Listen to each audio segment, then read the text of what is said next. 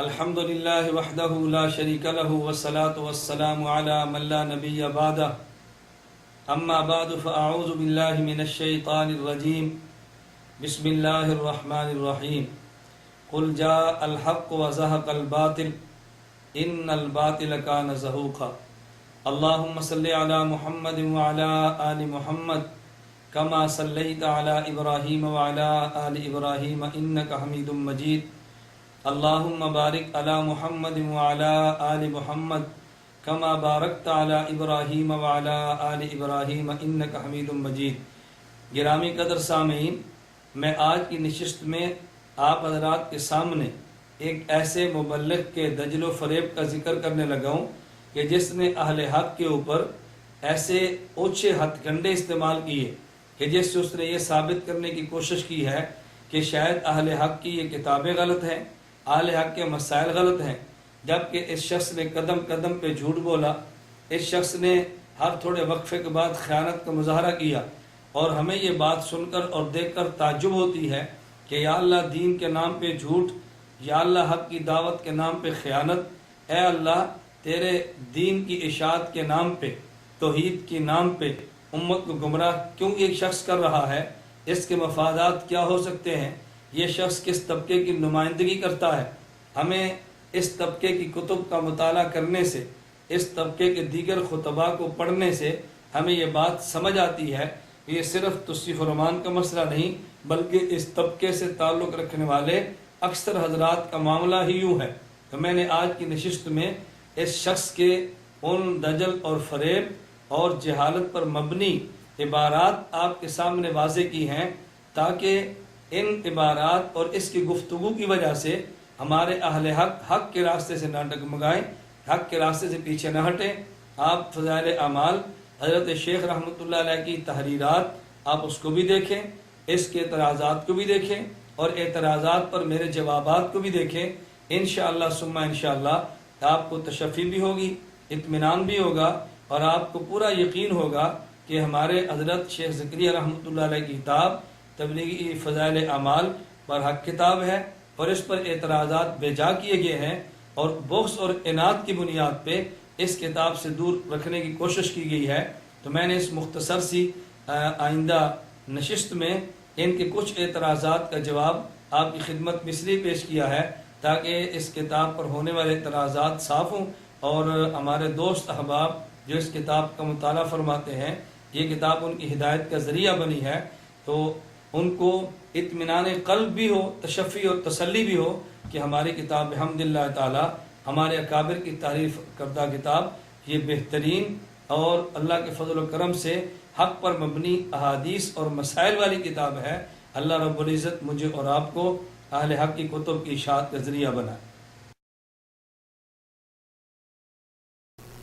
شرکی عقائد کے اندر ایک بہت بڑا عقیدہ وحدت الوجود کا عقیدہ ہے، جس کو صوفیاء اور قبر پرست پیش کرتے ہیں کہ اس کائنات میں جو کچھ ہے، نعوذ باللہ ثم نعوذ باللہ، وہ اللہ عز و جل کا سایہ ہے، عکس ہے، مختلف صورتیں ہیں. ابن عربی نے کہا تھا العبد حق والرب حق، بندہ بھی حق ہے اور اللہ بھی حق ہے. مجھے نہیں پتا شریعت کس کے لیے آئی ہے، اس کے لیے ایک من گھڑت جھوٹی روایت کا سہارا لیتے ہیں. کنت کنزا مخفیا، میں چھپا ہوا خزانہ تھا، میں نے اپنا آپ ظاہر کرنا چاہا، اب کائنات میں جو کچھ ہے وہ میں ہوں. یہ گمراہ ترین اہل شرک کا سب سے گندا عقیدہ وحدت الوجود کا عقیدہ ہے. بسم اللہ الرحمن الرحیم. گرامی قدر سامعین، آپ نے توصیف و رمان غیر مقلد کا یہ جملہ سنا. شرکیہ عقائد میں بہت بڑا عقیدہ وحدت الوجود کا عقیدہ ہے، جس کو صوفیہ اور قبر پرست پیش کرتے ہیں. آگے چل کر یہی توصیف و رمان غیر مقلد یوں کہتا ہے، یہ گمراہ ترین اہل شرک کا سب سے گندا عقیدہ وحدت الوجود کا عقیدہ ہے. توصیف و رمان کی اس گفتگو سننے کے بعد میں آپ حضرات کی خدمت میں مسلک اہل حدیث کے اکابر اور جید علماء جو مسلک اہل حدیث کے سر کا تاج ہیں، مسلک اہل حدیث کی قیادت فرماتے ہیں، اور اگر یوں کہا جائے تو بے جا نہ ہوگا کہ بر صغیر پاک و ہند میں مسلک اہل حدیث کے بانی شمار ہوتے ہیں،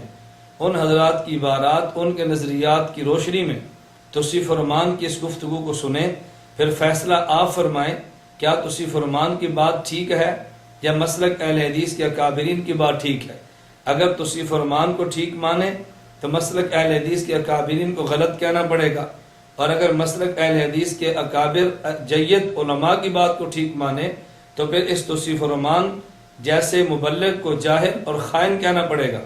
میں چند ایک عبارات آپ کی خدمت میں مسلک اہل حدیث کے اکابر علماء کی پیش کرتا ہوں۔ اس وقت میرے ہاتھ میں معاصر صدیقی کتاب موجود ہے جو نواب صدیق حسن مرحوم کے صاحبزادے جناب سید علی حسن خان صاحب نے تحریر فرمائی ہے۔ اس کتاب کے صفحہ 38 تا 40 پر نواب صدیق حسن خان صاحب کے ارشادات یوں نقل کرتے ہیں۔ نواب صدیق حسن صاحب فرماتے ہیں، بہرحال اس مسئلہ وحدت الوجود کا دار و مدار حضرات صوفیہ کے کشف و شہود پر ہے، اور علماء صوفیہ نے اس کے متعلق بہت سی کتابیں اور رسائل لکھے ہیں۔ ہم لوگ چونکہ اختلافات کے بعد پیدا ہوئے ہیں، اس لیے ہم کو طرفین میں سے کسی ایک طرف جزمن ملان نہیں ہو سکتا۔ مذہب وحدت الوجود اور مذہب وحدت الشہود دونوں پر اگر نظر ڈالی جائے تو جس طرح ایک جانب بہت سے دلائل ہیں، اسی طرح دوسری طرف بھی بہت سی دلیلیں ہیں۔ ہم پر اعتقاداً لازم ہے ہم کسی جانب بھی ضلالت اور گمراہی کا خیال دل میں نہ لائیں، کیونکہ اس میں بہت سے علماء کرام اور مشائخ اعظام کی تکفیر و تذلیل لازم آتی ہے۔ وحدت وجود کے اثبات یا ابطال میں لب کشائی نہ کرنی چاہیے۔ اگر خود ذی فہم ہے تو اپنی فہم پر قناعت کرے، اور اگر وہ نہیں سمجھتا تو ان اقوال کو ان کے قائلین پر چھوڑ دے۔ مسئلہ وحدت وجود و شہود جس سے مراد ہستی حق اور نیستی خلق ہے، اور یہی اعتقاد اس مسئلہ کا روح ہے۔ اگر مخلوقات کی نیستی کو زمانہ حال و استقبال میں پیش نظر رکھا جائے تو یہ امر شرع کے اصل مقصد کے منافی نہیں ہے۔ البتہ جو اختلافات اقوال و احوال اور اس کے شر و بست میں پیدا ہو گئے ہیں، کچھ شک نہیں کہ وہ شریعت سے کسی قدر بود رکھتے ہیں اور ایک عالم کی گمراہی کا سبب بن گئے ہیں۔ اگر یہ خدشہ مانے نہ ہوتا تو میں اس مسئلہ وحدت وجود کو متکلمین کے افواد چھوڑ کر محدثین کے اقوال و ارشادات اور دلائل عقلی و نقلی سے اس طرح ثابت کرتا کہ علماء ظاہری میں سے بھی کسی کو اس سے انکار نہ ہوتا اور وہ اس کے خلاف میں لب کشائی نہ کرتا۔ مگر یہ کیا کیا جائے، مصیبت تو یہ ہے کہ جو ارباب رسوم ہیں وہ الفاظ و معنی سے بیگانہ رہتے ہیں، اور جو ارباب علم ہیں ان کو تفنن عبارات کی طرف توجہ رہتی ہے، نہ معانی کی طرف۔ ورنہ اگر حقیقتاً دیکھا جائے تو اس میں کوئی مابہن نزاع بات نہیں۔ گرامی قدر سامعین، اب توصیف الرحمان کا جملہ سنیں۔ شرکیہ عقائد میں بہت بڑا عقیدہ وحدت الوجود کا ہے، جس کو صوفیہ اور قبر پرست پیش کرتے ہیں۔ یہ گمراہ ترین اہل شرک کا سب سے گندا عقیدہ وحدت الوجود کا عقیدہ ہے۔ ایک طرف رائے اس کی ہے اور ایک طرف رائے نواب صدیق حسن مرحوم کی ہے۔ دونوں میں کس قدر زمین و آسمان کا فرق ہے۔ نواب صدیق حسن مرحوم یوں کہتے ہیں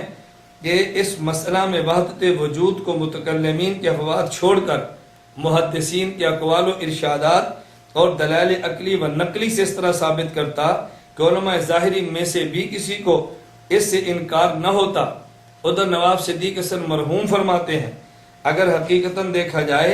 اس میں کوئی مابین نزاع بات نہیں۔ ادھر نواب صدیق حسن مرحوم فرماتے ہیں، وحدت وجود کے ثبات یا ابطال میں لب کشائی نہ کرنی چاہیے۔ ایک ذہن توصیف الرحمان غیر مقلد کے مسلک کے جید اور مستند عالم دین کا ہے اور ایک رائے ان کی ہے، تو میں اس کی رائے کو ترجیح دوں یا مسلک اہل حدیث کے مجید معتمد اور مسلک اہل حدیث کے سر کے تاج مسلک اہل حدیث کے بانی کی رائے کو ترجیح دوں؟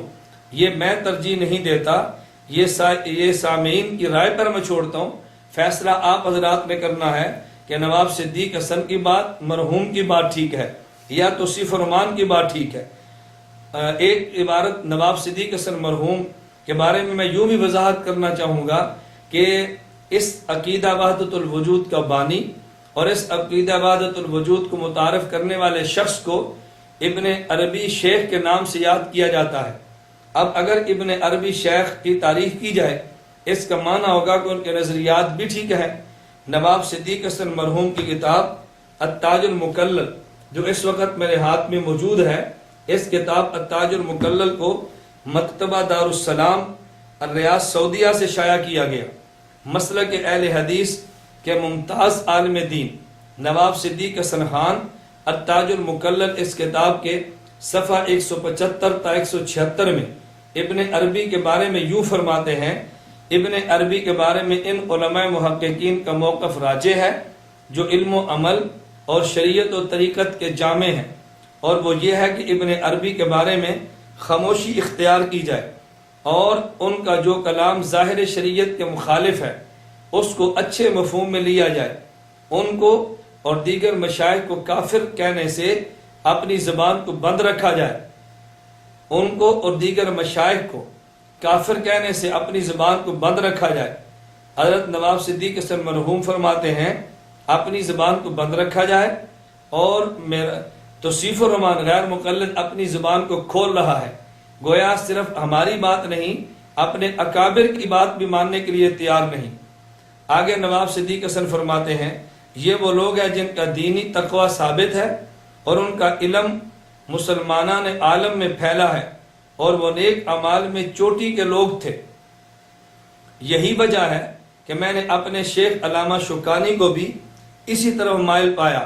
وہ اپنی کتاب الفتح الربانی میں فرماتے ہیں ابن عربی کے کلام کا صحیح مفہوم نکل سکتا ہے، اور علامہ شوکانی نے ابتدائی عمر میں ابن عربی کی بابت جو کچھ لکھا تھا 40 سال بعد اس سے رجوع کر لیا تھا۔ اب گرامی قدر سامعین، مسلک اہل حدیث کے ایک اور عالم علامہ شوکانی بھی آگے، علامہ شوکانی بھی ابن عربی کی مدح فرماتے ہیں، توصیف فرماتے ہیں۔ علامہ ابن عربی کے بارے میں علامہ شوکانی بھی رائے بھی ٹھیک رکھتے ہیں، حضرت نواب صدیق حسن مرحوم بھی رائے ٹھیک دے رہے ہیں، لیکن ایک رائے توصیف الرحمان نے دی ہے، ایک رائے ان دو اکابر نے دی ہے۔ حضرت نواب صدیق حسن مرحوم مزید اسی کتاب التاج المکلل کے صفحہ 176 پہ تحریر کرتے ہیں صحیح بات وہی ہے جو مجدد الفسانی، شیخ احمد سرہندی اور شاہ ولی اللہ دہلوی اور امام شوکانی نے کی ہے کہ ابن عربی کا جو کلام ظاہر شریعت کے مطابق ہے اس کو قبول کیا جائے، اور جو کلام ظاہر شریعت کے مخالف ہے اس کی ایسی تعویل کی جائے کہ اس سے اچھا مفہوم نکلے، اور ان کے بارے میں زبان درازی سے گریز کیا جائے جو صاحب علم اور صاحب ہدایت کے شایان شان نہیں ہے۔ اللہ تعالیٰ اپنے بندوں کے دلوں کے بھید جانتا ہے۔ حضرت نواب صدیق حسن مرحوم فرماتے ہیں کہ ان کے بارے میں زبان درازی سے گریز کیا جائے جو صاحب علم اور صاحب ہدایت کے شایان شان نہیں ہے۔ اس کا مطلب یہ ہوا اگر وحدت الوجود کے قائلین کے بارے میں کوئی شخص زبان درازی کرتا ہے توصیف الرحمان غیر مقلد کی طرح، تو وہ صاحب علم بھی نہیں اور صاحب ہدایت بھی نہیں، ورنہ نواب صدیق حسن مرحوم کی بات کے مطابق وہ اپنی زبان دراز نہ کرتا۔ آگے تحریر فرماتے ہیں قرآن و حدیث کا علم اور تقوی جن دو چیزوں پر اسلام، ایمان اور احسان کا دار و مدار ہے، یہ دونوں چیزیں ابن عربی میں بتمام و کمال موجود تھی جس میں کسی کا اختلاف نہیں ہو سکتا۔ ابن عربی اہل حدیث تھے، وہ تقلید نہیں کرتے تھے اور اجتہاد کو اختیار کرتے تھے اور مختلف اقوال کو رد کرتے تھے۔ اب ادھر سامعین پھر میں گزارش کروں گا کہ گفتگو توصیف الرحمان غیر مقلد کی سنیں، اس پہ توجہ فرمائیں کہ غیر مقلد عالم یہی مبلغ توصیف الرحمان یہ بات کہتا ہے کہ یہ شرکیہ عقیدہ ہے، سب سے گندا عقیدہ ہے، اور ابن عربی جو اس عقیدے کے قائل ہیں یا اس عقیدے کے بانی ہیں، نواب صدیق حسن مرحوم ان کے بارے میں فرما رہے ہیں کہ وہ مسلکاً اہل حدیث تھے، گویا اہل حدیث عالم ہی اس عقیدے کے بانی ہیں۔ اگر توصیف الرحمان کی بات کو مان لیا جائے تو پھر ان پر یہ فتویٰ لگانا پڑے گا کہ مسلک اہل حدیث کے عالم کا عقیدہ شرکیہ عقیدہ، گندا عقیدہ اور اہل شرک والا عقیدہ تھا۔ آگے نواب صدیق حسن مرحوم فرماتے ہیں اللہ تعالیٰ ان کو جزائے خیر عطا فرمائے اور اپنے انوار میں سے اور اپنے انوار سے ہمیں مستفید کرے اور اپنے اسرار و رموز ہمیں عطا کرے اور ہمیں اپنی محبت کا پیالہ پلائے اور ہمیں اپنے احباب کے گھروں میں اٹھائے اپنے خاتم النبیین کے صدقے۔ اللہ ہمیں بات سمجھنے کی توفیق عطا فرمائے۔ بالکل اسی طرح میں ایک عبارت آپ کی خدمت میں مسلک اہل حدیث کے بر صغیر کے بانی شیخ الکل فی الکل میاں نذیر حسین دہلوی کی پیش کرتا ہوں۔ حضرت میاں نذیر حسین دہلوی مرحوم کے حالات پر مشتمل کتاب الحیات بعد الممات چھپی ہے۔ اس کتاب کے صفحہ 123 پر میاں نذیر حسین دہلوی کے بارے میں لکھا ہے کہ طبقہ علماء کرام میں شیخ اکبر محی الدین ابن عربی کی بڑی تعظیم کرتے اور خاتم الولایت المحمدیہ فرماتے، اور بات بھی یہی ہے کہ علم ظاہر و باطن کی ایسی جامعیت ندرت سے خالی نہیں ہے۔ مولانا قاضی بشیر الدین قنوجی علیہ الرحمہ جو شیخ اکبر کے سخت مخالف تھے، ایک مرتبہ دہلی سے اسی غرض سے تشریف لائے کہ ان کے بارے میں میاں صاحب سے مناظرہ کریں، اور 2 مہینے دہلی میں رہے اور روزانہ مجلس مناظرہ گرم رہی، مگر میاں صاحب اپنی عقیدت سابقہ سے جو شیخ اکبر کی نسبت رکھتے تھے ایک تل کے برابر پیچھے نہ ہٹے۔ تو حضرت میاں نذیر حسین دہلوی شیخ الکل فی الکل اور مسلک اہل حدیث کے بانی وہ شیخ اکبر کے بارے میں فرماتے خاتم الولایت المحمدیہ۔ اب اگر وحدت الوجود کا عقیدہ شرکیہ ہو، وحدت الوجود کا عقیدہ گندا ہو، وحدت الوجود کا عقیدہ گمراہ کن ہو، تو سامعین میں آپ سے پوچھنا چاہوں گا، کیا گمراہ عقیدہ رکھنے والا، ضلالت کا عقیدہ رکھنے والا، شرکی عقیدہ رکھنے والا ولی تو کجا خاتم الولایت المحمدیہ ہو سکتا ہے؟ ایک طرف توصیف الرحمان کی بات اور ایک طرف میاں نذیر حسین دہلوی کی بات، مسلک اہل حدیث کے مایہ ناز مناظر جنہیں مسلک اہل حدیث کے حضرات شیخ الاسلام کے نام سے یاد کرتے ہیں۔ شیخ الاسلام مولانا ثناء اللہ امرتسری مرحوم فتاوی ثنائیہ جلد اول صفحہ 324 پہ تحریر کرتے ہیں، مسئلہ تکفیر شیخ ابن عربی بہت نازک ہے۔ مولانا نواب صدیق حسن بھوپالی مرحوم تکسار میں علامہ شوکانی سے نقل کرتے ہیں کہ میں نے 40 سال تک شیخ کی تکفیر کی، آخر میں میری رائے غلط معلوم ہوئی تو میں نے رجوع کیا۔ نواب صاحب ممدوح شیخ موصوف کو عزت کی نگاہ سے دیکھتے ہیں، اور مولانا نذیر حسین المعروف حضرت میاں صاحب دہلوی شیخ ممدوح کو شیخ اکبر لکھتے ہیں۔ خاکسار کی ناقص رائے میں شیخ ممدوح قابل عزت لوگوں میں ہے، تو مولانا ثناء اللہ امرتسری ابن عربی مسئلہ وحدت الوجود کے بانی کو عزت کی نگاہ سے دیکھتے ہیں۔ گرامی قدر سامعین میں آپ سے پوچھنا چاہوں گا، کیا جو شخص اس عقیدہ وحدت الوجود کو رکھتا ہو، جس کو توصیف الرحمان غیر مقلد شرکیہ سب سے گندا اور غلاظت والا عقیدہ کہتا ہے، کیا ایسے عقیدے والے شخص کو عزت کی نگاہ سے دیکھا جا سکتا ہے؟ میں ایک حوالہ اور آپ کی خدمت میں پیش کرنا چاہوں گا، مسلک اہل حدیث کے جید عالم علامہ وحید الزمان اپنی کتاب ہدیت المہدی صفحہ 50-51 پر وحدت الوجود کے نظریے کی تشریح کرتے ہیں اور اس کا دفاع فرماتے ہیں۔ اس میں لکھتے ہیں کہ ہمارے شیخ ابن تیمیہ نے ابن عربی پر سخت تنقید کی ہے۔ میرے نزدیک انہوں نے شیخ ابن عربی کے موقف مقصد کو نہیں سمجھا، میرے نزدیک انہوں نے شیخ ابن عربی کے موقف اور مقصد کو نہیں سمجھا اور اس میں غور نہیں کیا۔ شیخ نے اپنی کتاب فصوح میں جو الفاظ استعمال کیے ہیں ان کو ظاہر سے ہی انہیں وحشت ہو گئی۔ اگر وہ یعنی ابن تیمیہ ابن عربی کی کتاب فتوحات دیکھ لیتے، ابن قیم ان کی عبارت کو دیکھ لیتے، علامہ تفتزانی ان کی عبارت کو دیکھ لیتے، تو انہیں معلوم ہو جاتا کہ شیخ ابن عربی اصول و فروع میں اہل حدیث تھے اور مقلدین کی سخت تردید کرتے تھے۔ الغرض وحدت وجود کا مسئلہ بڑا باریک ہے،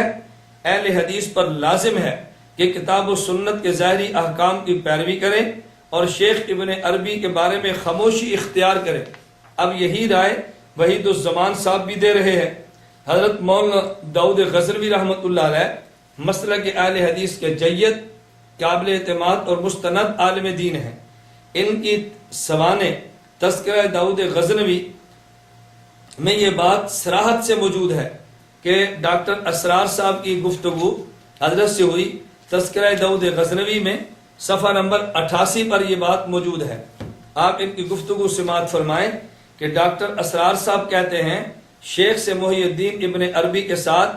حضرت کا تعظیم امیز کلمہ سنا کلمہ تو بہت ہی حیرانی کا موجب ہوا۔ چنانچہ جمعہ کے بعد جب ایک کھانے پر ملاقات ہوئی تو مجھ سے رہا نہ گیا اور میں نے عرض کر دیا کہ حضرت آپ نے ابن عربی کا تذکرہ تعظیم و تکریم کے ساتھ کیا، حالانکہ امام ابن تیمیہ کی رائے ان کے بارے بہت سخت ہے۔ اس کا جواب مولانا مرحوم نے دیا، وہ اس قابل ہے کہ سنہری حروف سے لکھا جائے اور دین کے تمام خادم اس کو حفظ جان بنا لے۔ ڈاکٹر صاحب فرماتے ہیں حضرت داؤد غزنوی مرحوم نے فرمایا، ڈاکٹر صاحب ابن تیمیہ اور ابن عربی دونوں ہی ہمارے بزرگ ہیں، اپنے آپس کے اختلافات تو وہ جانیں، ہم خرد ہیں اور خرد رہنے ہی میں عافیت سمجھتے ہیں۔ مولانا یہ الفاظ اتنے شدید تاثر کے ساتھ فرمائے کہ ساتھ ہی ان کی آنکھوں میں آنسو آ گئے۔ گرامی قدر سامعین، اگر مولانا داؤد غزنوی جیسا شخص یہ جملہ کہ ہم خرد ہیں اور خرد رہنے ہی میں عافیت سمجھتے ہیں، یعنی ابن عربی جیسے شخص پر گفتگو کرنے کی بجائے ہمیں خود کو چھوٹا ہی سمجھنا چاہیے، تو میں گرامی قدر سامعین آج توصیف الرحمان غیر مقلد کو مشورہ دوں گا، حضرت داؤد غزنوی کو پڑھیں اور خود کو خرد سمجھتے ہوئے اکابر پہ زبان درازی نہ کریں۔ حضرت علامہ وحید الزمان کی ہدیۃ المہدی پڑھیں اور ابن عربی جیسے شخص کے بارے میں رائے وہ قائم کریں جو وحدت الوجود کے قائل کے بارے میں رائے قائم کی جاتی ہے۔ حضرت نواب صدیق حسن مرحوم کے تاج المکلل کا مطالعہ فرمائیں، اپنے اکابر کی کتب پڑھیں۔ میاں نذیر حسین دہلوی مرحوم کے ارشادات کے لیے الحیات بعد الممات کا مطالعہ فرمائیں۔ میں اس لیے گزارش کر رہا ہوں کہ میں نے آپ کی خدمت میں شیخ الاسلام حضرت مولانا ثناء اللہ امرتسری کا فتاوی ثنائیہ، حضرت میاں نذیر حسین دہلوی کے ارشادات الحیات بعد الممات سے اور حضرت میاں نذیر حسین دہلوی کے ارشادات تذکرہ داؤد غزنوی سے اور حضرت علامہ وحید الزمان کے گفتگو ہدیۃ المہدی سے میں نے نواب صدیق حسن مرحوم کی تحریر التاج المکلل سے پیش کی ہے، تاکہ آپ کو یہ بات سمجھنے میں آسانی رہے کہ مسلک کے اہل حدیث کے ترجمان وہ تھے، یہ نہیں، مسلک کے اہل حدیث کے قائد وہ تھے، توصیف الرحمان نہیں، مسلک کے اہل حدیث کو سمجھنے والے وہ تھے، یہ نہیں، تو توصیف الرحمان غیر مقلد کہتا ہے۔ شرکی عقائد میں بہت بڑا عقیدہ وحدت الوجود کا ہے، جس کو صوفیہ قبر پرست پیش کرتے ہیں، تو کیا توصیف الرحمان کی بات کو اگر ٹھیک مانا جائے تو میں نواب وحید الزمان کو قبر پرست مان لوں؟ میں اہل حدیث سے گزارش کروں گا، مسلک اہل حدیث سے تعلق رکھنے والے حضرات سے، دوستو آپ غور کرو، توصیف الرحمان کی کیسٹیں اور بیانات سننے والے سامعین اور ان کے مداحین سے گزارش کروں گا کہ توصیف الرحمان نے در پردہ حضرت شیخ زکریا رحمۃ اللہ علیہ پہ قبر پرستی کا فتویٰ نہیں دیا، بلکہ نواب صدیق حسن مرحوم پہ دیا ہے، حضرت علامہ داؤد غزنوی پہ دیا ہے، علامہ وحید الزمان پہ دیا ہے، حضرت شیخ ابن عربی پہ دیا ہے، ان حضرات میاں نذیر حسین دہلوی پہ دیا ہے۔ تو میں پھر توصیف الرحمان غیر مقلد سے کہوں گا یہ پردہ داری کس بات کی ہے؟ حضرت شیخ زکریا رحمۃ اللہ علیہ سے قبل کے جو لوگ تھے ان کو تم نے معاف کیا، ان پر کوئی گفتگو نہیں کی، ان کو تم نے نظر انداز اس لیے کیا کہ وہ مسلک اہل حدیث کے علماء تھے، اور اگر شیخ زکریا کی رائے کو نقل کریں تم اس لیے برستے ہو کہ مسلک دیوبند کے لوگ ہیں۔ نہیں میرے دوست، اپنا رخ ٹھیک کرو، اپنا قبلہ درست کرو، دعوت و تبلیغ کا منہج درست کرو۔ اگر غلط بات ہمارے اکابر سے سرزد ہو تو غلط کہو، اور اگر غلط بات مسلک اہل حدیث کے عالم سے سرزد ہو اس کو غلط کہو، اگر صحیح بات اکابر علماء دیوبند ارشاد فرمائیں اس لیے کہ اکابر علماء دیوبند ہیں ان کی بات کو رد کر دینا یہ دیانت کے خلاف ہے۔ خلاصے گفتگو سامعین میں آپ کی خدمت میں پھر پیش کروں گا کہ ایک جملہ اس کا ہے، شرکیہ عقائد میں بہت بڑا عقیدہ وحدت الوجود کا عقیدہ ہے، جس کو صوفیہ قبر پرست پیش کرتے ہیں، اور یہ گمراہ ترین اہل شرک کا سب سے گندا عقیدہ وحدت الوجود کا عقیدہ ہے۔ اور نواب صدیق حسن فرماتے ہیں صحیح بات وہی ہے جو مجدد الفسانی، شیخ احمد سرہندی، حضرت شاہ ولی اللہ، امام شکانی نے کہی ہے۔ اب امام شکانی کی بات، مجدد الفسانی کی بات، شیخ احمد سرہندی کی بات، حضرت نواب صدیق حسن کی بات، مولانا داؤد غزنوی کی بات، علامہ وحید الزمان کی بات، میاں نذیر حسین دہلوی کی بات، کیا ان حضرات کی بات کو اس جاہل کے کہنے پہ رد کر دیں، بلکہ میں یہ سمجھوں گا ان اکابر اہل حدیث کی بات کو مان کے اس شخص کی رد کیا جائے، یہ نمائندہ مسلک اہل حدیث کا نہیں بلکہ مسلک اہل حدیث کے نمائندے وہ حضرات ہیں۔ یہ میں سامعین سے گزارش کروں گا اور مسلک اہل حدیث کے